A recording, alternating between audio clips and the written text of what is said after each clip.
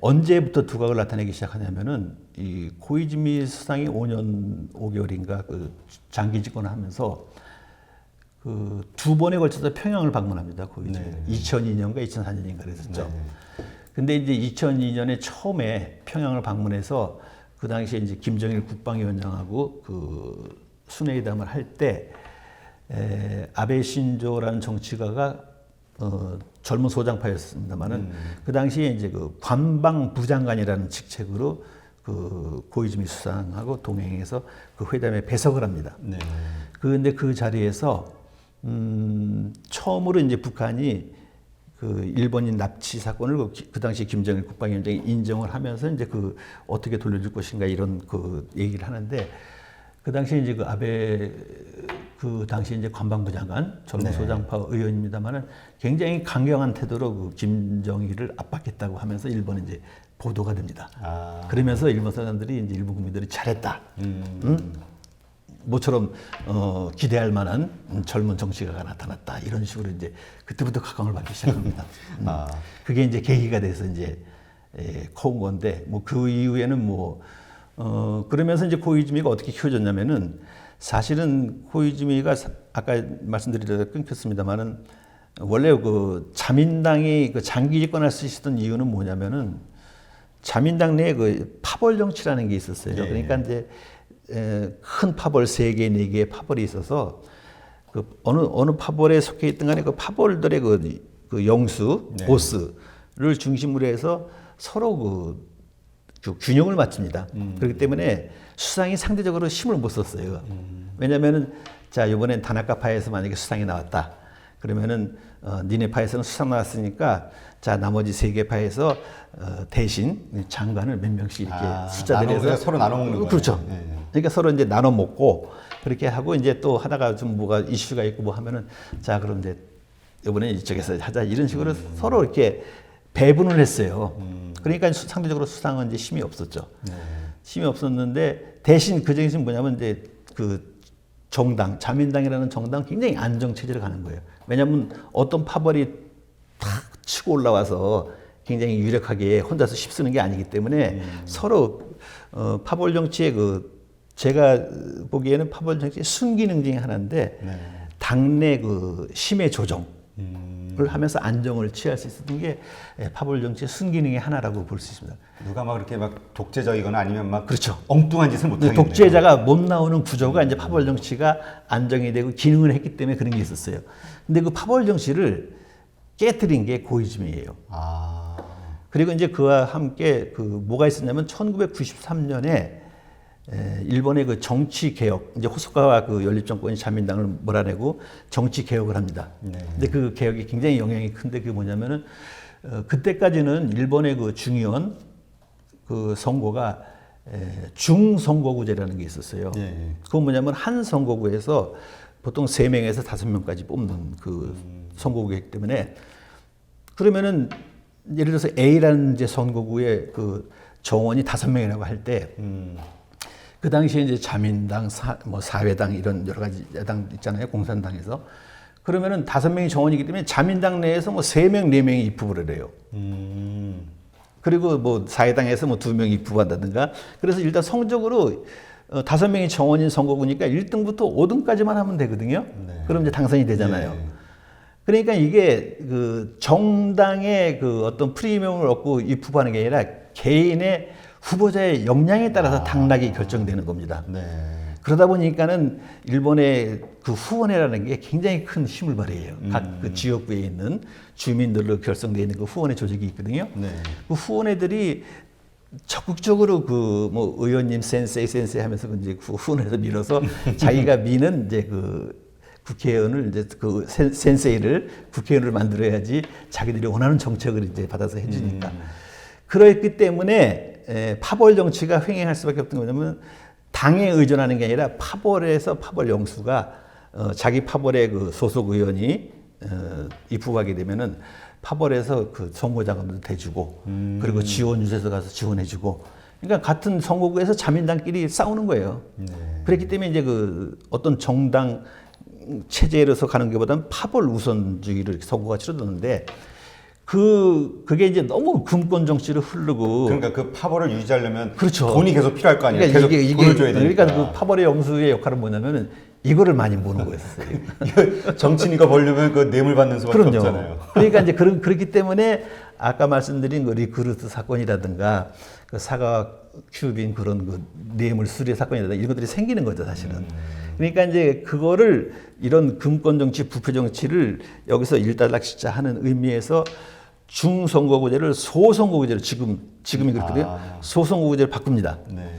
바꾸니까는 어떤 현상이 생기냐면 소선거구제를 바꾸고 또한 동시에 정치 자금 규정법이라고 하는 정치 자금을 굉장히 그 기업에서 만약에 헌금을 한다든가 그 정치가한테 기부를 한다든가 하는 거를 지금은 20만 원 이상 한 부자 한 20만 원 이상이면 전부 다 등록을 해야 돼요.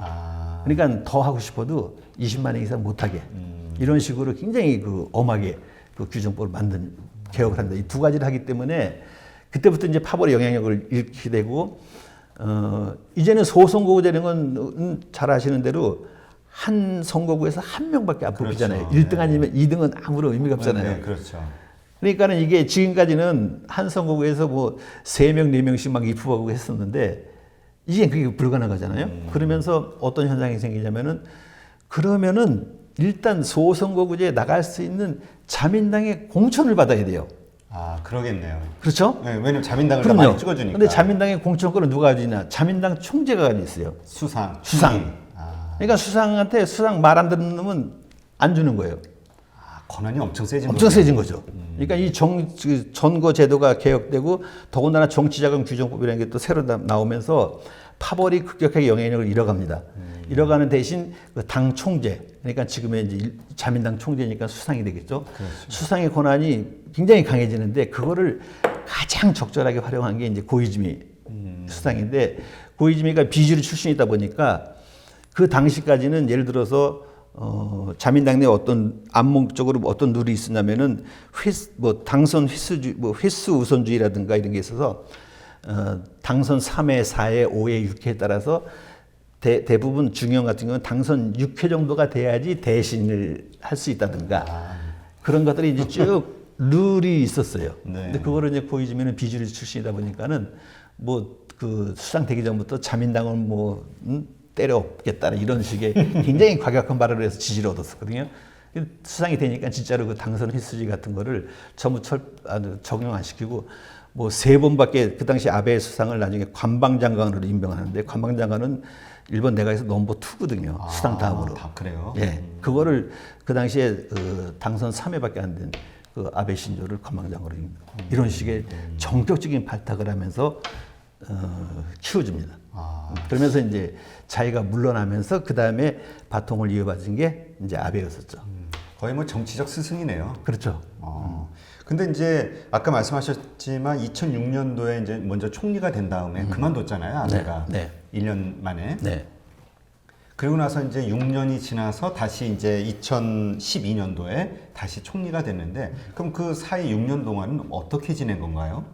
물론 국회의원직은 유지를 하고 있었죠. 그냥 정치 생활은 계속 하고 그렇죠. 정치가로서의 역할은 이제 하고 있었는데 2006년에 이제 그 당시에는 많은 기대를 안고 또 뭐가 있었냐면은 당시 뭐 52세인가 그랬으니까 젊기도 했지만은 그 전후 세대에서는 처음으로 이제 태어난 수상이었기 때문에 시대가 바뀌었다 하면서 이제 이렇게 기대를 거는 것들도 많아 있었는데 사실은 좀 뭐랄까 너무 젊다 보니까 그리고 또 이제 의욕이 앞섰겠죠. 그러니까 이렇게 뭐 서두르고 이렇게 조종하고 이렇게 해야 되는데 이 당내에서도 이제 자민당이라 해도 모두가 자기한테 찬성하는 건 아니니까 그렇죠. 여러 가지 경쟁자도 많고. 예, 지금도 이제 힘은 그렇게 과거처럼 못 쓰지만은 지금도 파벌은 있거든요. 네. 그런 어떤 그 의견을 수렴해서 조종하는 역할도 해야 되는 거고, 근데 그런 것들을 잘 못했던 것 같아요. 그리고 또 한 가지 뭐가 있었냐면은 그때 이제 그 연금, 우리나라도 연금이 있지 않습니까? 그 일본의 그 국민연금의 그 명부, 굉장히 많은 명부를 그 담당 그 중앙부처에서 분실을 하는 대형 사고가 터졌었어요. 그러니까 뭐 누가 얼마를 그 쓰나 그 원본은 없어 잃어버렸다고요? 그런 그 누가 얼마를 받는지도 모르는 거네요. 대형 사고가 나갖고 그거를 이제 수습하냐고 뭐 야당한테는 뭐 매일 그냥 하다 보니까는 진짜 난리 났었겠네. 난리가 났어요. 그러니까 이 아베 수상이 그 사실은 그 만성 유궤암 같은 그 지병이 있답니다. 네, 지병이 있는데 그러다 보니까는 이제 너무 아무래도 경력이 없고 하다 보니까 그런 이제 압력 같은 게 굴복했던 것 같아요. 그래서 이제 1년 만에 막 회견으로는 이제 지병을 이유로 그 건강상의 이유로 퇴진한다 그러면서 이제 물러났죠 스스로. 네. 그럴 때 그랬을 때는 이제 뭐 아베는 끝났구나 이렇게 이제 생각을 그렇죠. 했는데 그 이후에 그 많은 이제 생각을 또 했겠죠. 그리고 또 아베 지금 수상이 존경하는 인물이 자기 외할아버지라는 그 기시노부스케라는 사람이 또 그런 전철을 밟았어요 과거에. 정권 한번 잃었다가. 네, 그러니까 A급 전범으로 체포돼서 사실은 정부에. 처형될 그런 위기에 있었는데 어떻게 운이 좋아서 그거를 거기서 석방이 되고 그리고 또 공직도 다시 또 이렇게 복권이 돼서 나중에 수상까지 하는 그래요? 예 그런 그 인생 여정을 갖고 있거든요. 그러면서 이제 아베 수상이 그 수상에서 물러난 다음에 그 이제 공백 기간을 통해서 많은 공부를 많이 한 것 같아요. 어떤 공부냐면은 서두르지 않고 자기를 지지해 줄 수 있는 세력들을 확고하게. 그러니까 자기가 정권을 잡아봤는데 힘이 없다는 그렇죠. 거죠. 세력이 그렇죠. 없다는 걸 그렇죠. 깨달은 거네요. 그런 거죠. 그러니까 이제 자민당 내에서 파벌 중에서도 지금 이제 호소다파라고 해서 제일 많은 파벌에 이제 속해 있습니다만은 그런 관계 그리고 또 이제 나중에 말씀드릴 기회가 있을지 모르겠습니다만 지금 일본의 최고의 그 우익 단체로도 우리 한국에도 많이 소개되거든요. 일본 회의라는. 맞아요. 일본 회의. 그런 단계들하고 이렇게 그 관계를 맺어가면서 공부를 하는 거죠. 그러면서 이제 호시탐탐 기회를 노렸던 것 같아요. 그러다가 이제 다시 2012년도에 정권을 잡은 그렇죠. 거예요. 잡으면서 이제 잡고 나서부터는 이제 뭐 그 고이즈미 수상 때 그 닦아놓은 예를 들어서 이제 파벌 정치를 형해화시키고 와해시킨다든가 그리고 수상의 권력을 체극화시키는 그런 시스템을 그대로 활용하면서 거기에 또 플러스 또 뭘 했냐면은 중요한 게 그건데 2014년도에 그 국가공무원법을 개정합니다. 네. 개정해서 내각 인사국이라는 그 새로운 그 인사국을 설치하는데 이게 뭐냐면은 일본의 중앙부처, 그러니까 우리나라 같으면 이제 우리나라도 중앙부처 있지 않습니까? 네네.